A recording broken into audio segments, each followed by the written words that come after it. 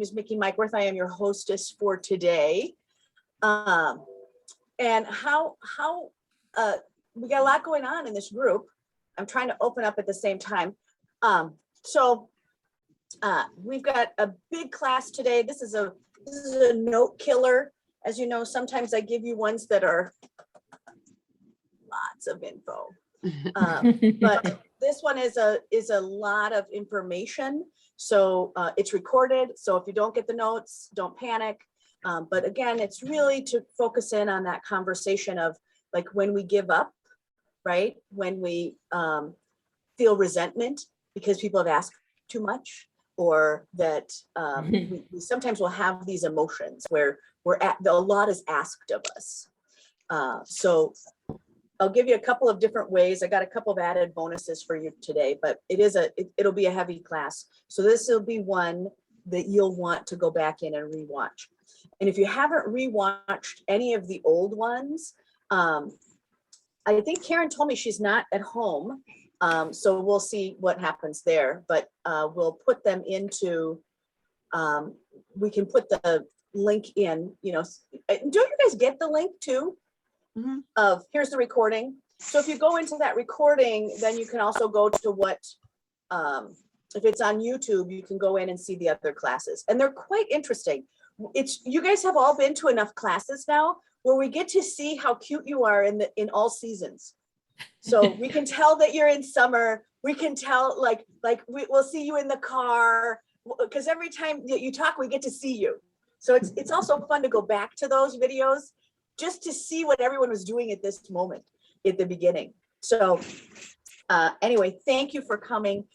It is my goal today to give you some new ways to look at the way that we give of ourselves in our business, and how to think about that differently.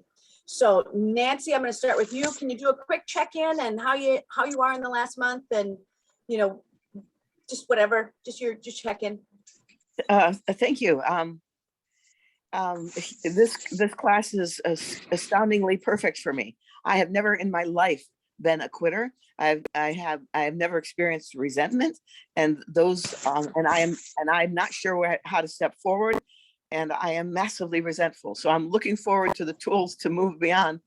This month has been a healing month. It's been a busy month with the holidays, but I'm doing well. I really haven't done much other than just trying to center. Good. Well, that's wonderful. Okay, Ashley, that's not Ashley. We know it's you, Dawn. Hi, I'm Dawn, pretending to be Ashley because on my computer, she seems to log into Zoom meetings a lot. And I couldn't figure it out with just putting her name in. So I was like, I'll just do that.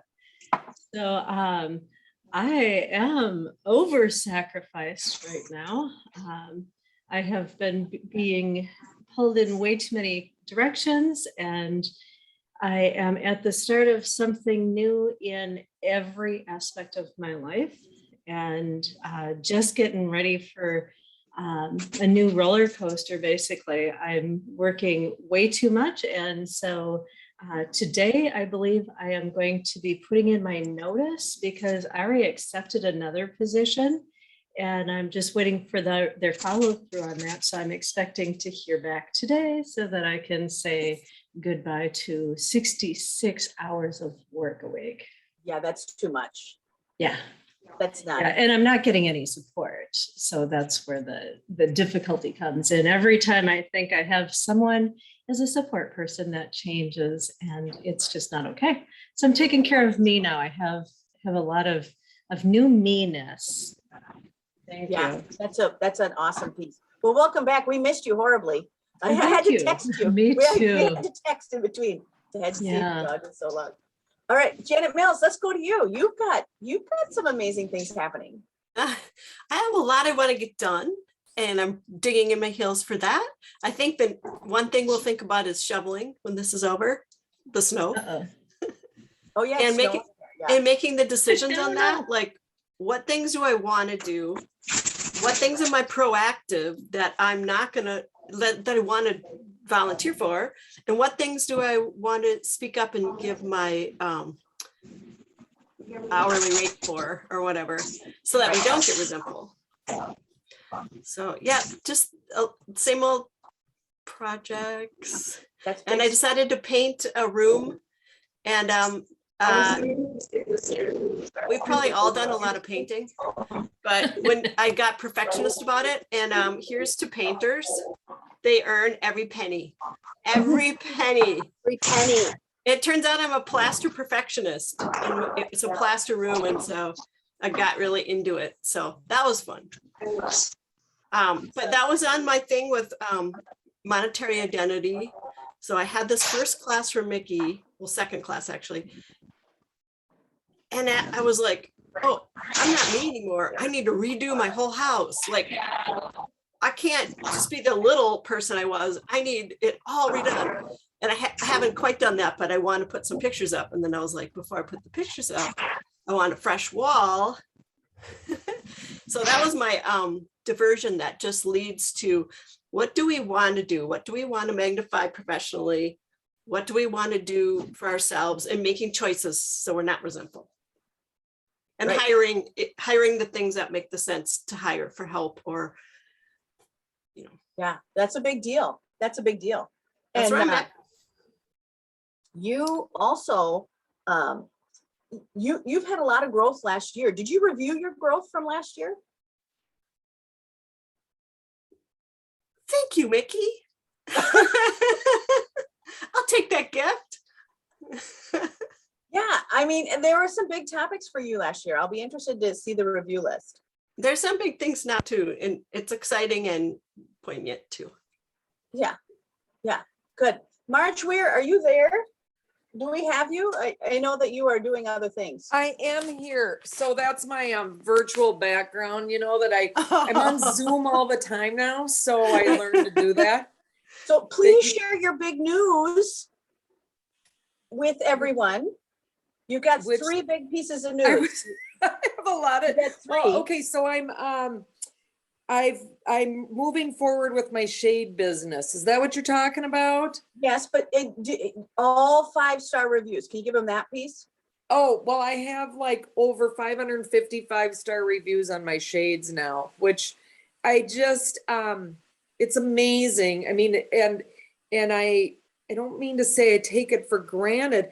For some reason, I have a really hard time reaching out and, you know, like trying to get back and think. I don't look at them because I'm like freaked out every time that something's going to be bad. And there's like 1 out of 20 bad, you know, but anyway, so it's going well.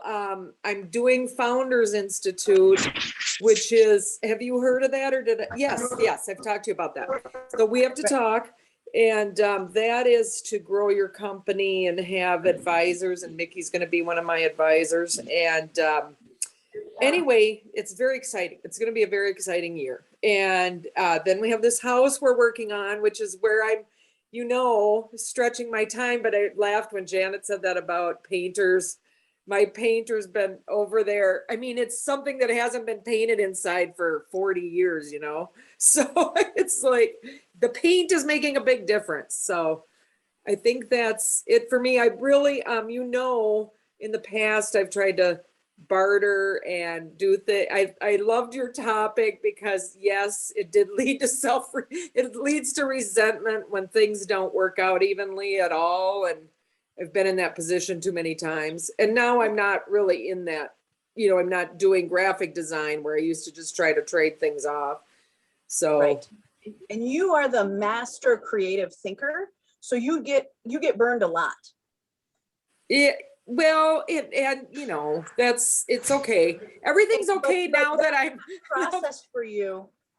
You really are the creative thinker of like, let me figure out how to make this work. And sometimes you're ahead of everybody else and they can't make it up. Or they don't follow through.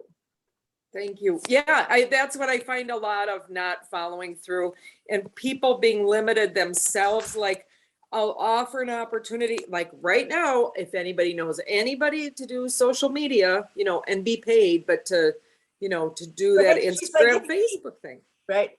You know? So anyway, thank you. I'm so excited to see. I recognize some of you today, so Donna and Jamie. And so anyway, Danny, Good. thanks. Okay. Well, don't forget, put your information in the chat box. The chat box is there for you. You get a copy of the chat box at the very end. Please put Oh, in good. any information that you have or things that you want to share. Marge, if you have a business opportunity for people on social media, please do that.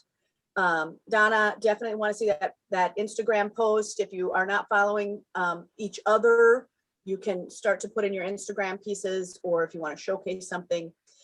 It's a long class, so you get to, see lots of things.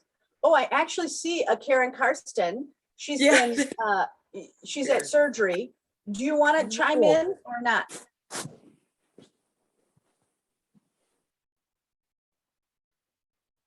Oh, I got it here. I'll unmute you. I'll ask to unmute. We'll see if that works. And did we lose her? Oh, no, she's there. Okay, we can't hear you. Well, I don't know how to do that. So anyway, I got this started. No, we can't hear you at all. Can anybody else hear her? No, it's like you're on level 1.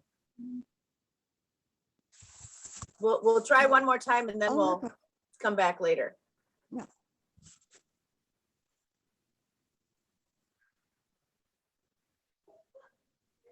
Anything? Okay, well, we'll come back to you. We'll see if we can come up with a better piece, but if we miss you, so please, if you are able to on that phone, type into the chat box. They're really gonna want to know where you are. Okay, Kathy Korgard, you also have big news. Are you really here or are you in another meeting? I am here. good. I'm still not presentable. So we're working on that. Okay. So she's working on being cuter.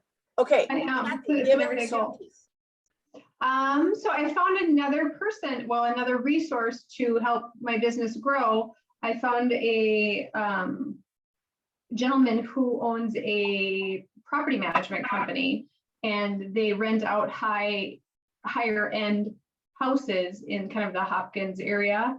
And they're hoping to buy the total first goal is 1,000 houses. And a lot of them need some love. So I did a house with them. It was a week and a half, quick turnaround to selections for a whole house.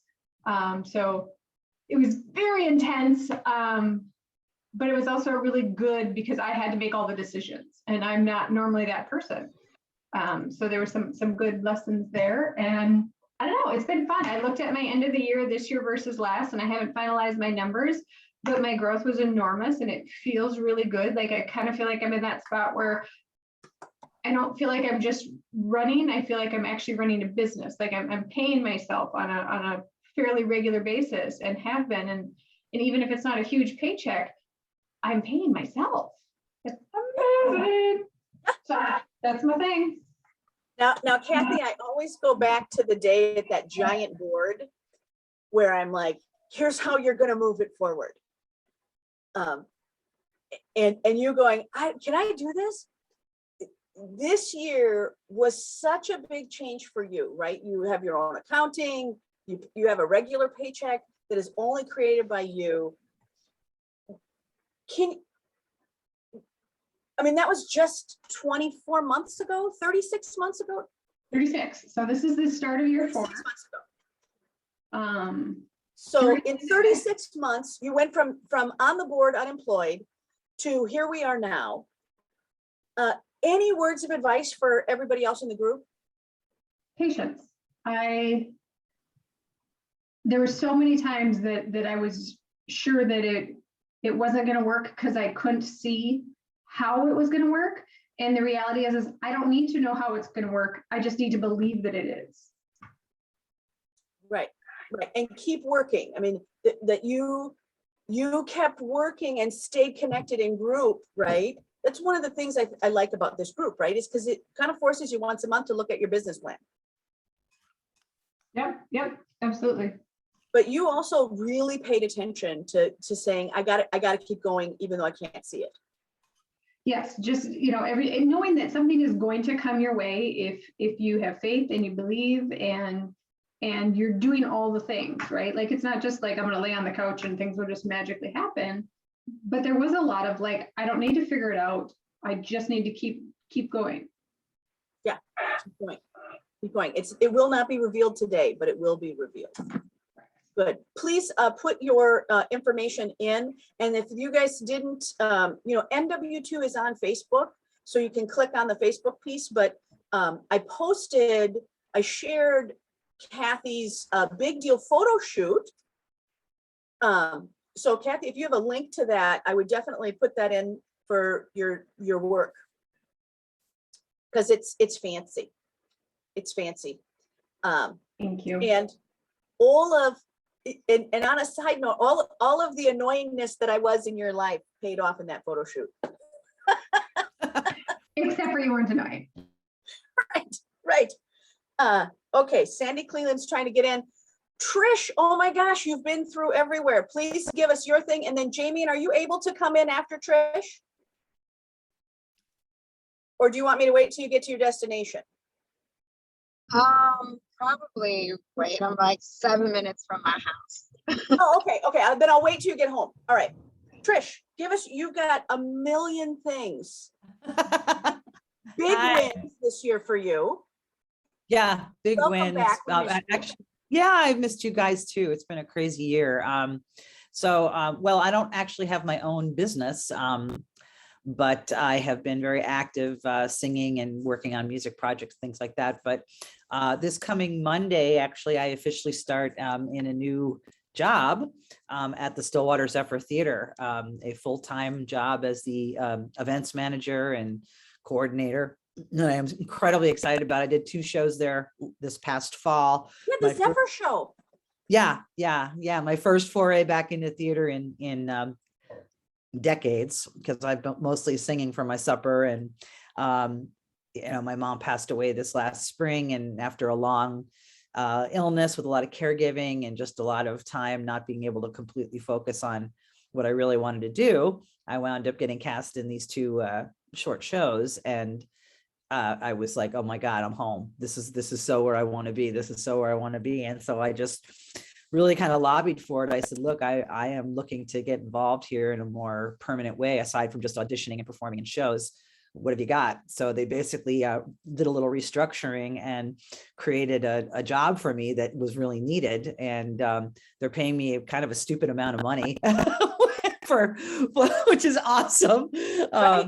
For somebody that hasn't been working regularly or in an actual job for about 3 years. So I'm super, super excited. I'm going to be basically the liaison between all the different acts and artists that come in, including booking them and bringing them in and coordinating with individual artists and acts, and house managing for the theater, also performing in the shows, doing a little bit of PR, doing a little bit of marketing. It's going to be a little bit of everything. They have marketing people, but it's kind of a collaborative effort in this organization. It's a bunch of theater misfits, and they're all really very dedicated, passionate people, and producing quality work. And I am absolutely completely excited, and I just feel like I really put the pedal to the metal with focusing these last 6 months on myself. And it's sometimes been an uphill battle with my mental health challenges, but now the proof is in the pudding. That if you keep at it and you keep envisioning what you want, it's gonna happen. So I could not be more excited. And I got a new dog. Oh yeah, and you got a new dog. Yeah, I can see a group clap for that. I mean, wow. I got a dog. we are glad to see you back, and you're rocking it. You're rocking it. Lisa, I'm going to go to you. You also had big news this month. Oh, hey, good morning, everyone. I don't know. I mean, people are getting new jobs and all this other stuff. Right. But well, you had a lot of stuff going on. So I had a lot of stuff going on, but I think the best way that I can say this is that I found my comfort zone, my little niche in everything in what I do. I'm very happy about it. And moving forward, I'm moving forward in leadership with my Mary Kay business. So I'm a director in qualification. But what that also means is that I get to reach out to more women and in showing them just how not it's just not about makeup, it's more about the spiritual growth, it's more about the mentoring, it's more about also showing other women some things outside of the box, so to speak. I'm very happy that I have a couple of college students also on my team, and I get to mentor them and actually show them how to use the social media platform. One of them is actually from FAMU, and she switched her major over to be a social influencer. So I said, this is the greatest project you can ever use for your thesis. You can just run with this. Yeah. So I'll be speaking more with her today, and I'm just learning how to have fun with it. You know, sort of like Trish and Kathy, just learning how to have fun with it and watching it grow. Don't even worry about the how or the why, and just pushing forward. And I just love sharing that. I love the partnerships I've gained. Other than Janie, and I saw what you posted the other day. Don't think I didn't. And then I still want that plate. And and also partnering with a woman-owned eyewear company. And as you guys know, there are very few women, 100% women-owned eyewear designer businesses, 100% owned in the field. I've come from my background is in product development and production for the past 20 years. My previous life in the fashion industry, so I know how small that area is, and even smaller for women of color. So I felt great to partner with her on her brand. It's a wonderful brand. I love partnered with Jamian when I did actually an October push for cancer awareness, and we were able to provide baskets. Actually, it was Chef Jamian and also another chef friend of mine, Mohan Ismail, out in LA, and a few others that I've known that partnered up with me, and we were able to donate baskets to a cancer survivor center that my sister-in-law actually received treatment from with fragrance-free products. So I'm learning how to use that, using the platform for things like that, reaching out to women in organizations that, you know, just want to enhance the lives of other women, and pushing forward with that. I hope that was clear enough for everybody. Yeah, yeah. Well, am I allowed to tell kind of some of the things that you and I talked about? Yeah, sure, you can. Yeah. So one of the things that I think is really cutting edge that Lisa is been doing is to really teach college kids how to make money from their phone, right? That they can go to school, and again, it's not just being an influencer, it's really having a product that has a great commission that they can sell. The website is already built for them, that she really can hand them something that's completely done and then show them how to make money right from their phone. Do you want to speak to that a little bit? I would love to. And Karen, thank you. I've received your email back. Karen and I were talking about this via email on some things. And I think it's great because, and I thank Karen for her insight and her experience, because I've seen the way the business has grown to that virtual platform, which I embrace because I'm just that person. But a lot of people and a lot of young women on college campuses embrace, because like you said, it's so versatile. I do, you know, show them how to do facials on Zoom, WhatsApp, all these different, you know, social media platforms that they can just run the mill with. They can do it every day, do it from their phone. And it's really shown me how to show them how to pivot using that and not being afraid of it. I love that, you know, a lot of you that know me personally, I don't have any fear. So just to see them run with that whole concept and put it in place is actually has been truly remarkable. And I wish I had that in college, but then again, we didn't have cell phones and we didn't have social media in college. So, but I see where all of that technology has been put forth to good use, and them even teaching others. I have older women on my team as well that's learning the technology, and they're teaching them, like everyone's teaching each other about the platform and how to pivot on it. So I think it's just been a wonderful. Whoop, and you froze. Okay, thank you. Please put all of your information in the chat box, Lisa, so that we can hear you. Donna, I'm going up to you. You're on the top of my screen. I don't ever know where anyone is on the screen, but Pay for the you're on the top master's of my always screen. different. certificate. So it's really, I'm really enjoying it. It's been really, really good. Nice. Good. Okay, Lisa, put your stuff in the side so we can get to it. Donna, give us your update. Sure. So I can say that I haven't been to a lot of meetings. My name is Donna McCurdy. The name of my business is Needle Tree Playful Art. And the venture at this moment is called Soccer Birds. And I also teach water aerobics. And during the shutdowns, I lost my water aerobic shifts and got my shifts back, but I switched to Monday out of office from my day job instead of Wednesday. So while this networking used to fit in perfectly with my schedule, now it's like, so I'm working from home right now, and I actually have my work computer up too, and I'm just gonna multitask, which I'm not really great at. So if you see me distracted, I am. Right. But it is just, this was just my attempt to kind of get back in the groove of saying hi to everybody once a month. Like you say, just a great reminder that I have a business. Your business. Yes. I You've have done invested a lot in. I've actually done a lot of reflection upon the difference between self-awareness and self-care, that I tend to go through the motions of self-care, but am I self-aware? And so it's actually my New Year's resolution to have self-awareness in what I do in my days. I've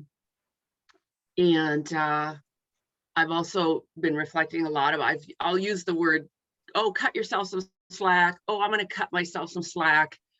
But actually in December, I was like, let's reflect on what that means. There's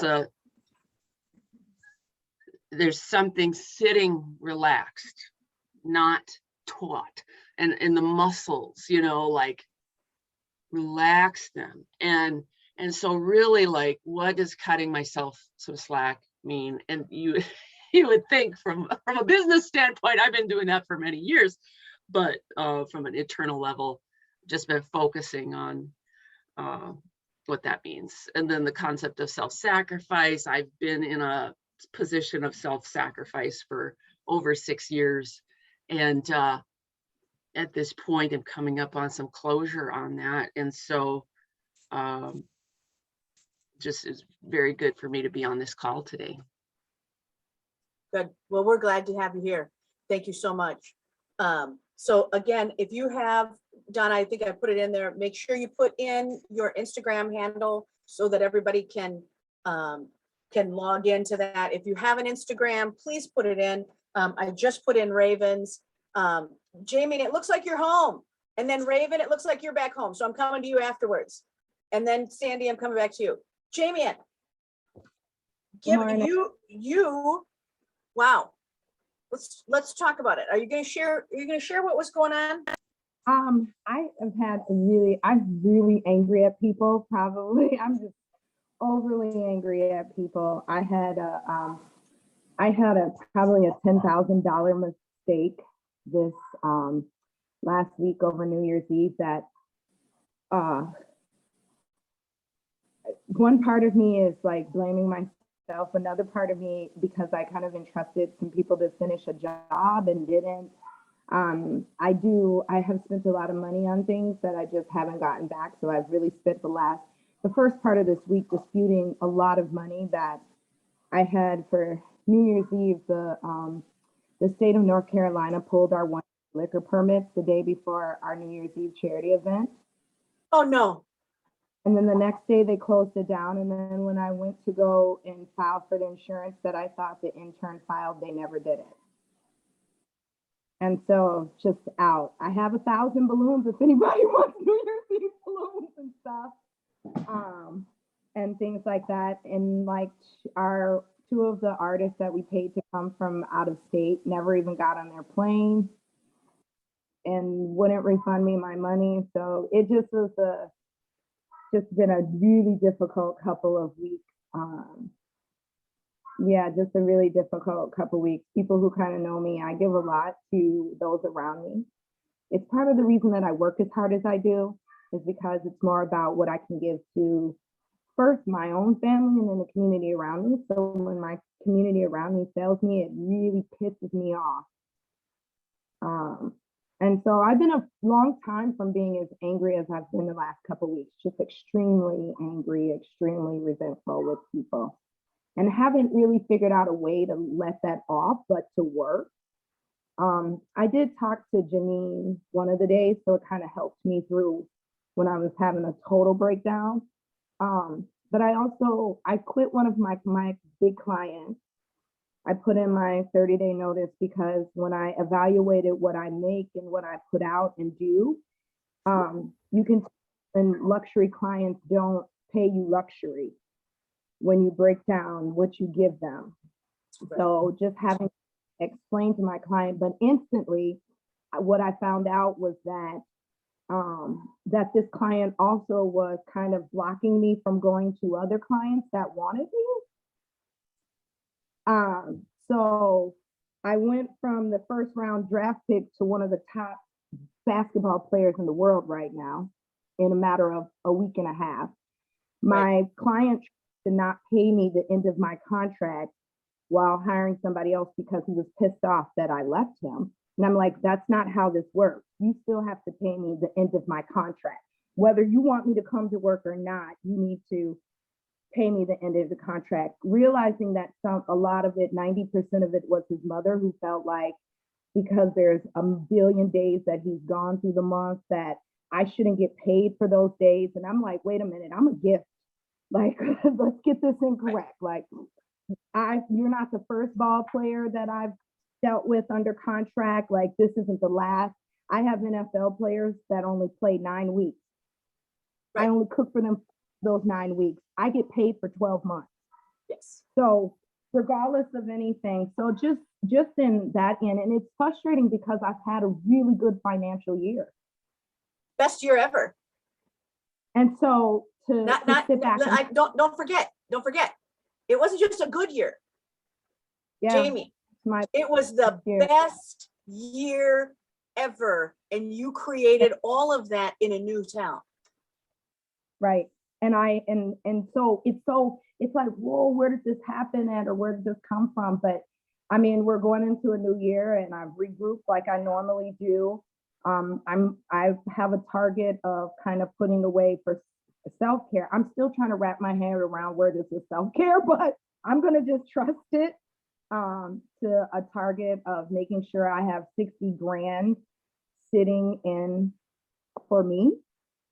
So that if everything comes up from the bottom of me, I can still function and regroup, which is a matter of me saving to hit my target date of saving about $7,500 a month and putting that up a month.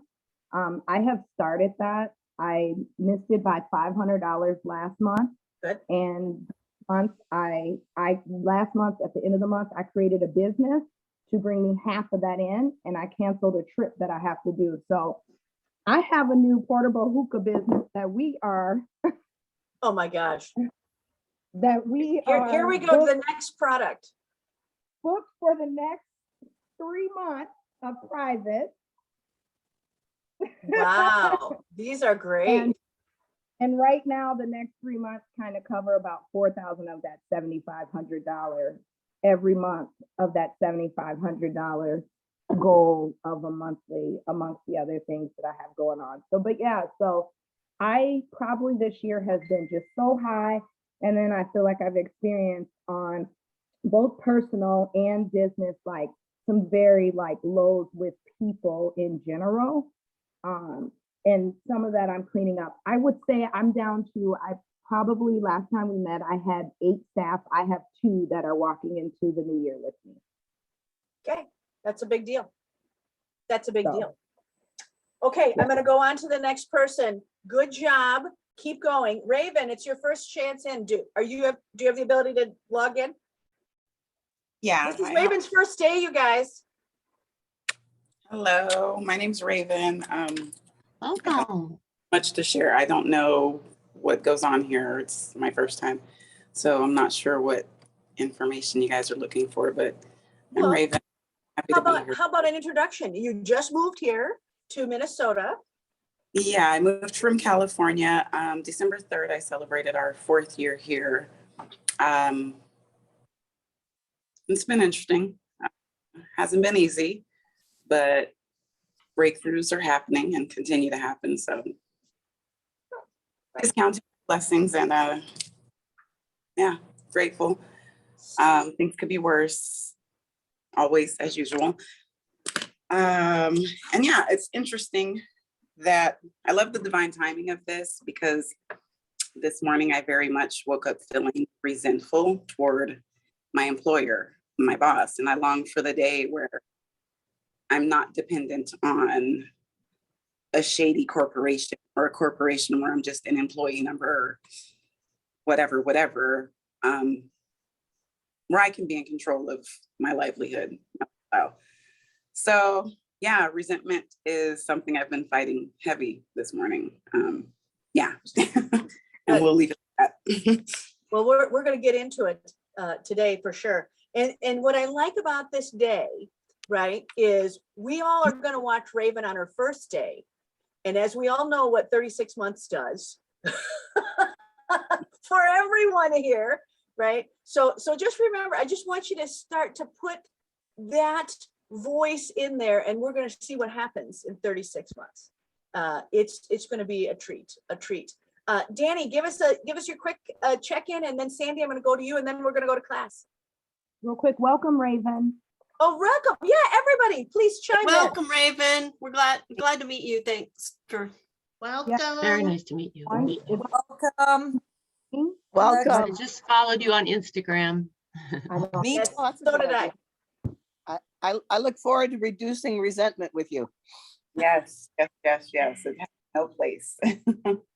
Yeah, you guys will have to do that. Oh, thanks for doing that, you guys. She needed that jump in.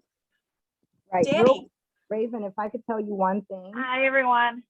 If you trust this, if you trust it without, like, it's kind of like having an understanding without understanding it always, I promise you your life will change. I don't know what the fuck it is that happens, but it happens. And if you ride with it, it'll change your life. Lisa is one of them that has stuck in here, and she'll tell you that. I didn't even know how much time it would talk. So just trust this process. Thank you. I appreciate that. I receive it. Right. Jamie, and you're a rock star. I receive that too. All Thank I you. say is ditto. Ditto, yes. And you guys can also put in any messages in the side to her as well. You know, when you go in the chat box, you can either hand it to everybody or you can inbox to each other as well. Okay, Danny, we're back to you, really. Okay. Hi. So I've had a really interesting month.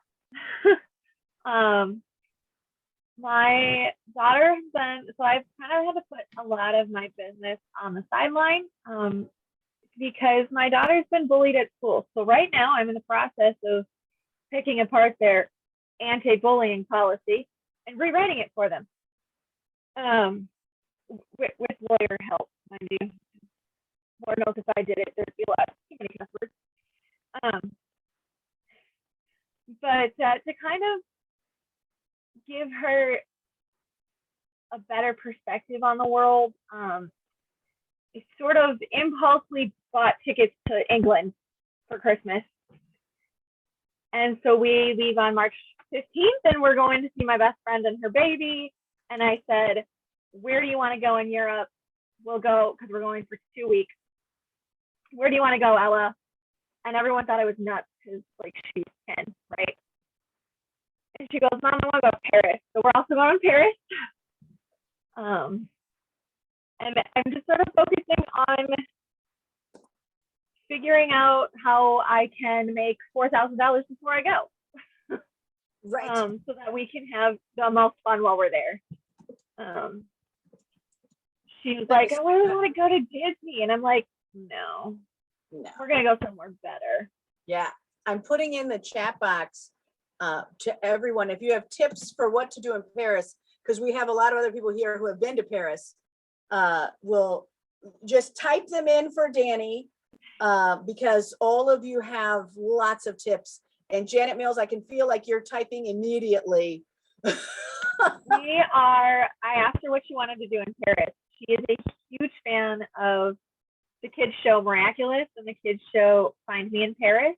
And so we are going to find macarons all over the city. They're her favorite cookie.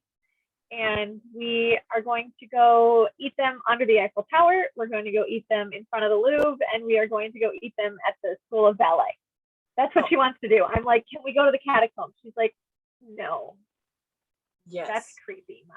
Yes, there's so many good things. So keep typing them in there for her. That is so good. Sandy Cleland, you have also had a big week. Big month, big new year. Well, you're back to Minnesota. You just came back from Texas. Yes. Yeah. So I was in Texas again over Christmas to visit my dad. Bruce stayed here with the cat, but so it's just me and Dad. I did a lot of cleaning. He's 91 years old and he lives by himself in a big house. So you can imagine, and he has a big dog. But anyway, we had a good time. Once the house was cleaned, all the cleaning people didn't show up. So it was just me. And no, it was really great to be with him, and he really enjoyed it. And the weather was amazing. I couldn't even believe it. Every day was like, I can't believe how nice the weather is. It was like vacation weather every day. As far as business, I don't, if we just finished 2021, big deal for you. Pardon? 2021 was a big deal for you. You just finished out the year. Yes. Yeah, it was a good year. Yeah. It was a good year. Yeah. Was it the best year? No. Okay. It wasn't the best year. No. Last year was 2020 was the best year. I was hoping for another round. I know. How close were you to the best year of 2020? I wasn't really that close. I mean, I still had a good year, but it wasn't that close. Okay. But the good news is I have a lot of stuff that's lined up for so some of the stuff that was supposed to happen last year didn't. I had 2 people in the fall that took their house off the market as soon as they got an offer. They got an offer, and then it's like, oh, Sandy, this just isn't the right time. Like, so that's not good. So they're still going to sell this year. Anyway, so I have about 15 things I think lined up that are supposed to happen this spring. So just kind of getting ready for it. Yeah. And one, so when my first, let's say 10 years of real estate, I had somebody that I was like kind of in competition with, like it wasn't verbal or known or out there, but it's like, I was kind of competitive with this person, like, I want to do better. So every year, like he'd do better some years, I do better other years.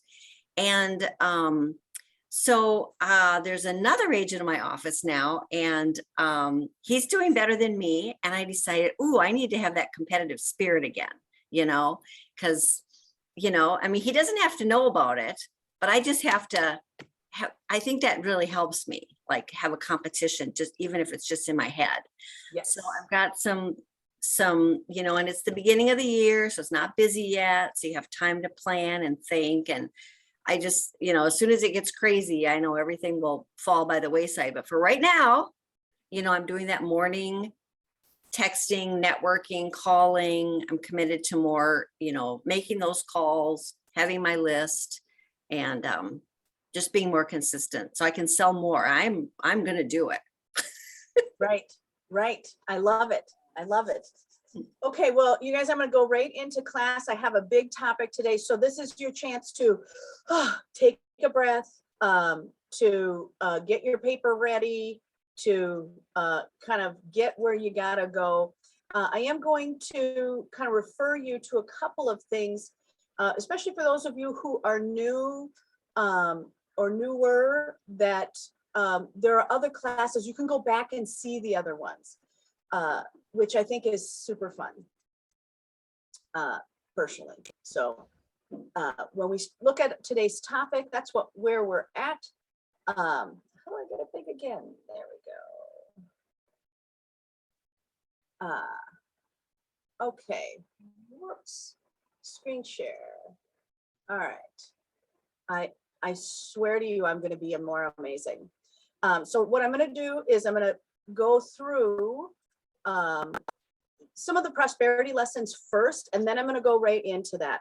Our goal today is really to kind of clear the resentments of those things that are there. So I would kind of in your notes go, right, the goal today is to, ask that you can be a little closer to your own pilot light. And remember that pilot light isn't necessarily the fuel, it's really that place in the middle, right? Where does your light hit the fuel? And that's why I keep telling you to kind of keep your well dug, to make sure that there's enough fuel within you. So we're going to go through some of the prosperity lessons first, and then turning that point of sacrifice into investment. Sometimes we don't know what that looks like in our business, or we don't know what it looks like in our personal life. But you sure do know resentment when you feel it. So we're really going to take the word sacrifice of when we're doing those things and turn it into investment. So whenever you have something that you are wanting to do or someone's asking you, you really have to say, look, you are the investor. And we've talked about this as self-esteem, right? The esteem of the self, but you are the resource. You make all the magic. So we have to really look at what are the gifts that you give as an investor, as an investor. So again, use the other classes and podcasts for some of these concepts. So I'm going to tell you the concepts and you can go back in. We do have that secret podcast for you. And you can always just text me if you don't know it, but it's on Podbean. And we also have the YouTube. So when you think about sacrifice, it is always a loss. That's the piece. That's the first piece, is sacrifice is always a loss. And that's where we have to flip the switch in everybody, is we're never here to take a loss. We're always here to step towards gain. And what does that mean? It means that they are gaining, you are gaining. It can be mutual gain, which is the highest point, right? That you will both, whatever it is that you're creating, that it's creating towards gain. So if we go back to what Lisa was talking about with the eyewear company, right? That there's a lot for her to gain in that relationship. She can support things that are of high value to her. And it works with the company that she's creating, because eyewear looks great with eye makeup.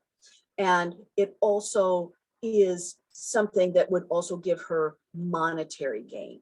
She doesn't have to accept a loss to receive the gain. And so all of you are business owners. And so we really have to talk about, like, what does this mean about business? And I had somebody ask me just last night, well, what does that have to do with business? And I said, well, let me tell you what that has to do with business, because we all do this. We all do this. We try to creatively solve things, sometimes without money, sometimes without whatever, but resentment is really clear. Resentment is when you are feeling discontent. You may feel a grudge. You may feel just a no desire to continue on the relationship. That we all have people we avoid. We all avoid picking up the phone at times or picking up a project. That when we look at resentment, it can also be towards yourself, right? So sometimes we are refusing to pick up a project because we're mad at ourselves. Or that we are not responding to the inquiry. And sometimes that inquiry is your inner voice saying to you, don't do this. So when we look at resentment, there are two sides to that. There is resentment towards the other people, and then there's that quieter, more toxic resentment of self. So I just want to kind of remind you that the other part to that is animosity. And I sent out a note on apathy this last month. And really it's to really say apathy is really when we are vacant of feeling, that I'm just not going to feel anything about that. I'm just not even going to allow it into my psyche. But sometimes that is apathy. So animosity is just anger. So one of the things that you do have as a clue, and I know many of you are starting the side notes, is you're going to want to think about the investments that will make you happy. And that's for those of you who have been to Monetary Identity, you know the values that needs to hit. For those of you who haven't done the values work, that class comes up every year usually. We didn't do it during COVID, but it comes up pretty regularly, of understanding your values and how to do that. The investments that you want to make, I would carve out time to do those investments. That may be investments in exactly what Donna said, right? Which I think is key. If you didn't write down what Donna said, you should, which is understanding self-awareness as the tool versus self-care. So, you know, that's a big win for all of us to kind of go back to Donna's words. The key concept that I want you to understand is that time is only a spend-only asset. It is always, you are always spending it. You're spending it today with us, right? But you're spending time in today to be as an investment in community, in telling your story, speaking your truth, that there's a lot of investment here. So when we look at that listening list on the side, right, that's because I know everyone here is a high achiever and you guys are taking notes on the side. That's what I mean by a listening list, is I would just start to quickly think about the ways that you and the ways that you allow other people to squander your time. It's just the first place to understand. It's the easiest place for us to land together on what is the things that most people are resentful for. And sometimes it's resentful because of time. I gave you my time, or I invested my time, or you don't take my time seriously. I'm not being fairly compensated for my time. You're blocking me. There's a lot of other pieces. So I would just start that listening list on the side, right? Of just kind of going, okay, here it is. And then put in, right? And does that irritate me? And that's where the magic is in the resentment, is asking the second part of that question. That's why I put an arrow there, is, and why does this irritate me? And that's where we get to this big piece. For you as a business owner, this is kind of a side note. The only time, and I've had a few roundabouts on this with other leaders, is the only time that is not a spend-only asset is when you add in a mechanical tool, right, as a time-saving tool. But there's an argument there that it's not. But again, so an example would be calendaring, right? So calendaring, right? Now we have a machine that will just take the calendaring off of your plate. And that's what they mean about a non-time spend asset or machinery. But going back to the listening list, that's really where I would start to look at, right? How many ways do I squander my own time? And other people do it. And then the key part is the second part of that question. And why does that irritate you? For those of you who are journalers, we have a huge journaling group in here. So your journal entry today would be, again, to look into this from not a direct path, but to kind of come in from the side view on how is emotional wealth worth more to the things I create than currency wealth. Many of you are working in the things that you do for a higher purpose. And this will help you understand where your resentment is. So if you're willing to take the journal entry, I would just write down again what it is, right? How is emotional wealth worth more to the things I create than currency wealth?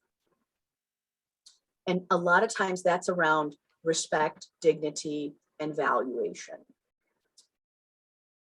So the concept that you can go back to in the other things is really understanding that we are gifting emotional things. Emotional gifting is what is behind the physical gifts.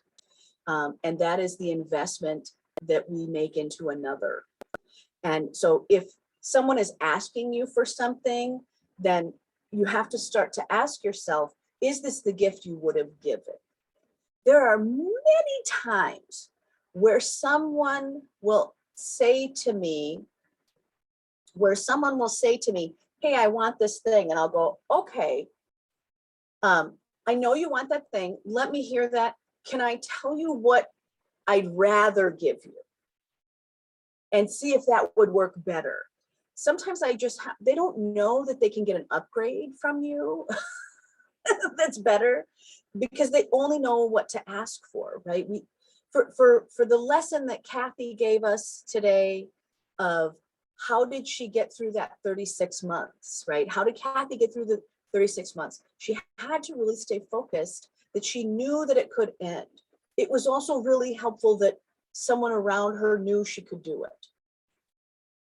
But sometimes when we're in that stage of we don't know what we don't know, we don't know what to ask for. When she was at that first day at the drawing board, she didn't know what to ask for.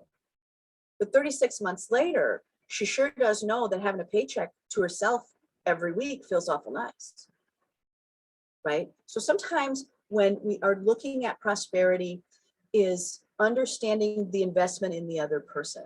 Sometimes what they're asking for isn't what's in their best need.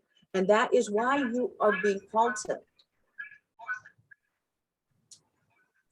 it. And that's why you're being called to that. We have, we have this desire to be a comfort to other people. That we want that. So we try to create that. And what I'm saying is that you give love to other people because you are wanting to give them comfort. And the part I want you to understand is that for you as a leader, the greatest comfort you can give to your staff, to your partnerships, and to what is there is direction and clarity. So when you're looking for what is the way that you should be investing and you should be sharing, or what is the way you can give comfort, it is in direction and clarity. And that kind of takes the giving in a different way, right? So I'll give you an example from a toy store that we had here. They were inundated with requests for giveaways. And once we were able to give direction and clarity to their processes, that they went, no, we only give to these types of organizations because this is our mission. When you're giving people time off or giving people other things in those relationships, it is direction and clarity. Kathy, you and I had a conversation yesterday about prosperity partners and how to get paid from these relationships or how to upsell. existing relationships. And that's where the greatest comfort that you can give is not discounting your rate. It is to give direction and clarity with a contract or with a written agreement. And Jamie is finding that out too. You know, she just had a huge, you know, when we first had Jamie and come, that was the first thing we all told her, right? Was rewrite those contracts. And it was worth it. The other prosperity concept that I want to go over and kind of send you back to old content is giver's gain. As you know, I don't believe in giver's gain. I don't think it's appropriate. It's not a prosperity piece that if I give to you, then somehow I will receive something. And what that is not a gift. So if you're giving in the hopes that you'll get something back, it's not a gift. You actually miss the prosperity lesson. But if you're wanting to invest in a community or an idea or something else, that's very different. That's an investment. It's not, I'm giving because I want to receive some benefit in some other way in the world. You have to, you know, I call it happy money, right? We have to just happy money it. Here you go, have it all. It's so good. Raven, you and I talked about this as well, right? Of giving without, you get to just give freely, not because so much has been given to you. Another item that comes up for, well, you know, every voice here is that all of you are talented and all of you are crushing it all of the time. So when we see you out there, you know, normally you're just crushing it. And so you make it look easy. And so when we're resentful or annoyed when people ask us for stuff, they don't know that it takes effort. That it is a lot of effort to be sparkly. It takes some time. So one of the things that I do want you to kind of take a note on is really understanding that sometimes because you make whatever it is that you do look simple, because that's you working your craft, that's you doing this for lots of years, or that's you having, you know, the ability to do that for hours and hours and hours. Just because you make it look simple doesn't mean it isn't hard, or it's not that it doesn't require effort. Not necessarily that it's hard, that it doesn't require effort. And so this is where you have a responsibility as the investor. And you as the investor is really saying, and here's what it is, here's the resources that this takes me. Cost, time, reputation, whatever that is. So, you know, when we give someone a referral to say, hey, they're going to take you because my name is attached to you. Here's the rules around that. Or I'm not going to give you that resource because of these other things. We would never trade a resource that we need to do that. And here's another thing that is very common. We have a lot of women in this group. Today it's all women, but again, why do we give to others first? And there's a whole nother journal topic right there, right? Of why is it that we will give to all of these other people before we give to ourselves? And that's also where we see this self-loathing come in, is that because we may have been trained or whatever that, boy, there's a, you know, there's a million reasons why we give to others first. And the first in that lineup is that it's habit. That we think that that's where we should start. And it's really that we have to give to ourselves first. And sometimes giving to ourselves is in vision and voice. Giving to ourselves as business owners is giving to ourselves as a leader, as partnering with ourselves, with giving ourselves self-assurance, not just always being the maximizer. But I think the question to ask yourself is why? Why do you give to others first? And this is what I've come up with over 22 years, is that because you're healthy, that when you are feeling emotionally abundant, it's easy to give away. When you are happy and full of life, it's easy to give. Here you go, have it all, have it all. And that's great. That is a healthy, vibrant life working. But you're not going to give away the things that are in use or necessary. You're going to give the abundance that you have that's extra. Absolutely. Absolutely. But sometimes it's this other thing for a business owner. Sometimes it's that they're giving away product because they didn't know how to sell it. Are you giving your product away because you don't know how to sell it? Because you don't have some of these other things figured out? When I look at a business who has stock, and they stock meaning product, and they have products that they're giving away, I really do ask, why are you giving your product away? Is it that you don't know how to sell it? This is also in emotional abundance, understanding the extra, right? What is the extra?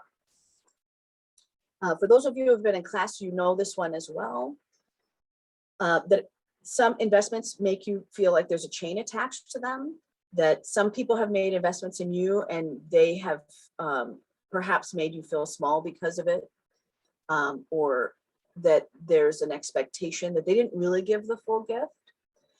So that's one of the things that I remind people about, that when you're giving, if it's chained with an expectation, it's really that if you give a gift that's in expectation,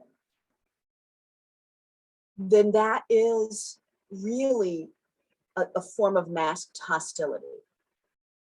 If I'm giving someone money because they asked for that to go on a trip for a wedding gift or something like that, that's different. That's not chained with expectation.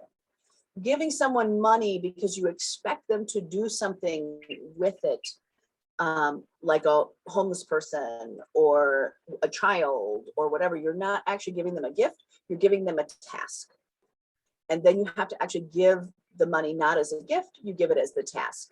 Hey, I'd like to give you this money, but what I'm happy to give you this money only if, and then you can assign the task.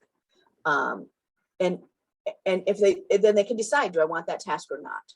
And then they're opting in. Now we have a clear prosperity exchange. So I have $20 to give you if you'll buy new boots with it. No, I don't want it for that. Okay. Well, when you're ready to buy boots, let me know. Right? We can change how we want to invest in there. One of the things that is, when I started today, was what was my goal? My goal is for you is to clear the resentments that are there. So again, those resentments are costing you, and they're costing you in your energetic life. So we do want to, excuse those, but first we have to identify them and write them down, and go back to what we had talked about before, right? Why? And the other part to that is that when they're chained in expectations, sometimes it's worth it, right? So sometimes gifts that are chained in expectations make us want to do better. An example of that would be college tuition. I expect you to go to school. That might be worth it to you, even though it's chained in expectation. This is the big one. Oh my goodness, if I could go back to any item, this is the one. And I'm gonna stop screen share in 1 minute, because this is the one that all of you have. And this is that when somebody asks you for something, it hits an emotional button. But boy, do I not know the button.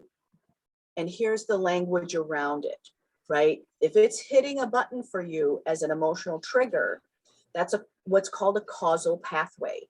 So that's the word that you want to look up on Google search, right? It's a causal pathway. And that is your shit, not theirs. So for those of you who have worked with privately, right, this is the lesson of respond, not react. So if you're going back into the podcasts or something like that, that's where you're going to get that. But those are those emotional triggers. I'm going to stop share for a second and open that up. How many of you trigger, and what's the trigger?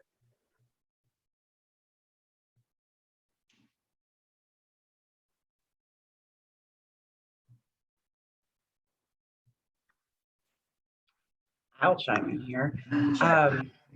Lack. I am such a giver and I have a giver's heart and I want to give. And that's part of what makes me want to be prosperous and fruitful, is to give freely, as truly as my heart's desire. My trigger is lack. Having to say no. So when someone asks me for something, I feel triggered. And as I'm talking about it, it actually takes me back even further than I realized until this moment, that also comes from being a small child, and having a mother who would like respond volatilely whenever we asked for anything. And that was coming from her place of lack. Yes, bingo, bingo.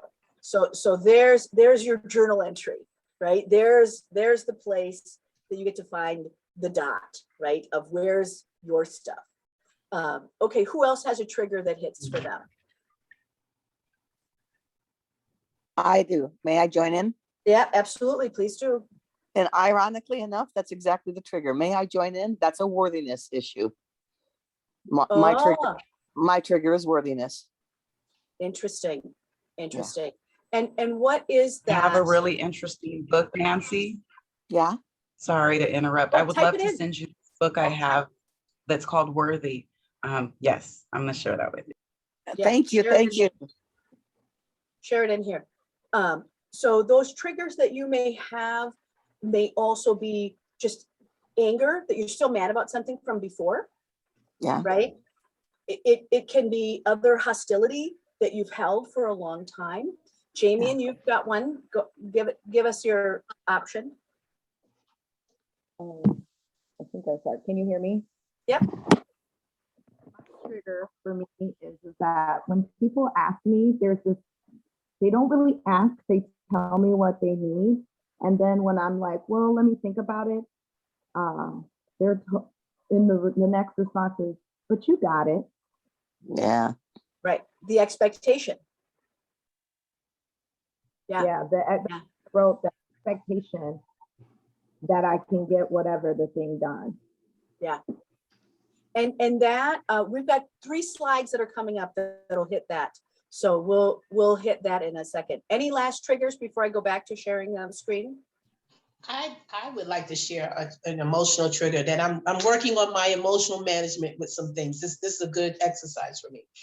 I think my emotional trigger is where people look at me. It might be sort of in a certain way of piggyback what Jamie is talking about. When people look at me and say, oh, well, you win at everything. So I don't understand what's the big deal. That's an emotional trigger for me because it's like, I worked to get here. You didn't see all the struggle I had to do to get to this point. So that's really it really does anger me when people say that to me, because it's like, this is work. I put in work. You can't fault me if you're not going to put in the same work and then discount what you perceive as my goal and successfulness and is missing on your end. So I would say that's definitely my emotional trigger.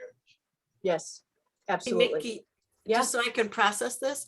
So triggers are something we need to look in and see there's something that we're reacting to, Absolutely. a trigger. And we got to work on that with ourselves. But backing up earlier in the slides, you're talking about the emotions, and those are a gift. Because those are a gift. If we're clueless, we're just in the dark. But if we have emotions like resentful, joyous, this is going to be fruitful. Those are like compasses that are guides, and we're really lucky to have those. But triggers are something that, if I understand, we spaz at because we have an internal work to do or something. That's correct. That's correct. And, Thanks. and that internal work is that you're still carrying grief, trauma, or resentment, whether it be self or other, but you're carrying something that's eligible to be released. Because the idea for all of us is to get through this perplexingly weird life of ours that's always every hour going to bring us complete chaos and opportunity to live in a way that allows us. Last time we talked about target versus goal. Our target is always to be able to live in a way that allows you to be well within. To be able to be well within. That's the target. The goal is to come to class or to do something like this so that we can work on how can I get to where that trigger is so that I can continue to stay well within, even in a perplexing situation. And many times we are emotionally perplexed because we're tired, we're hungry, we're at the end of our rope, I'm feeling insecure, or I'm reliving a life that someone assigned to me 10, 20, 30, 40, 50, 60 years ago. Mickey, may I jump in quick on a question about Absolutely. the emotional part? Oh, good. I have come to decide, tell me if this is crazy, that emotions are always true, but meaning they are real. You need to experience them, pay attention, hear them, feel them, but they're not always accurate, that they can be hiding, like you said, trauma or something else behind. Like, for instance, if the example I have is that I'm walking down the street and I hear a gunshot and my emotion is fear. And only unless until I engage with, I am in fear, and that I engage in my environment around me or whatever else, and I notice, oh, there's a shooting range right there. That was a gun that's not a shot, that was not, should not cause fear for me. So the first thing I feel like I always have to do is get in touch with the emotion, understand that it's real, know it, don't dismiss it, but then spend time with it. Is that crazy?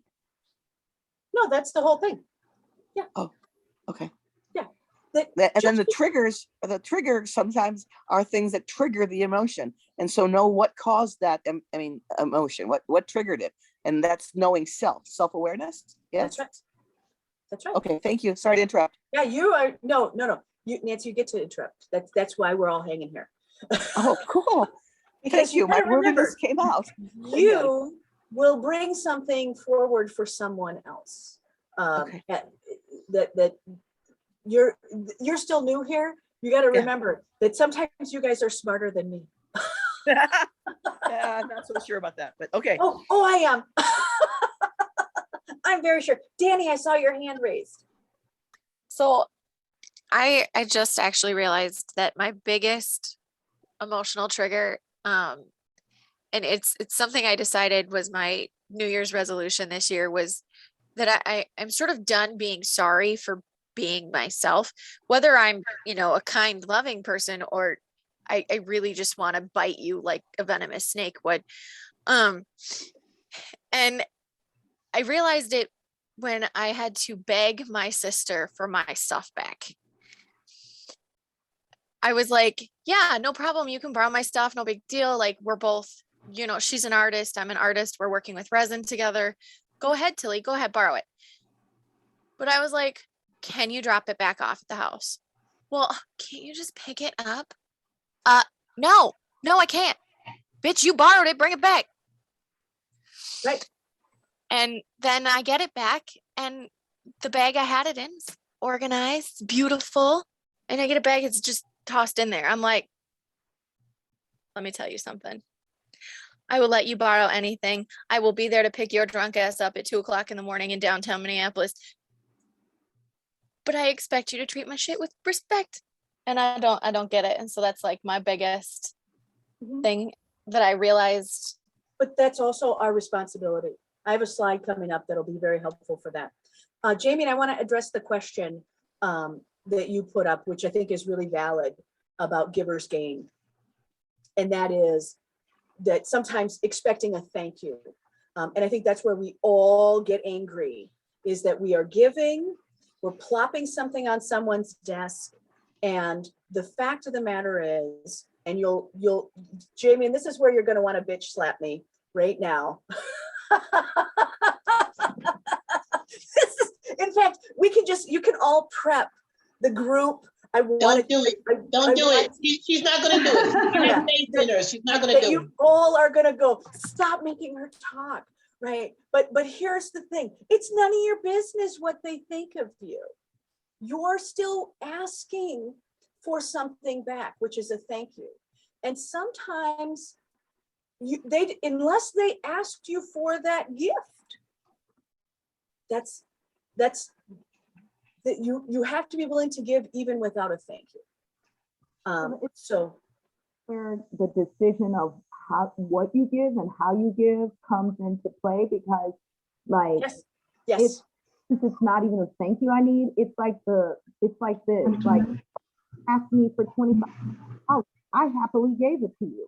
I asked you to go pick my damn child up from the store and drop him off at home so he doesn't have to work, and it's a problem. Like it's and so like then I get to thinking, well, why the hell I gave them the 2,500?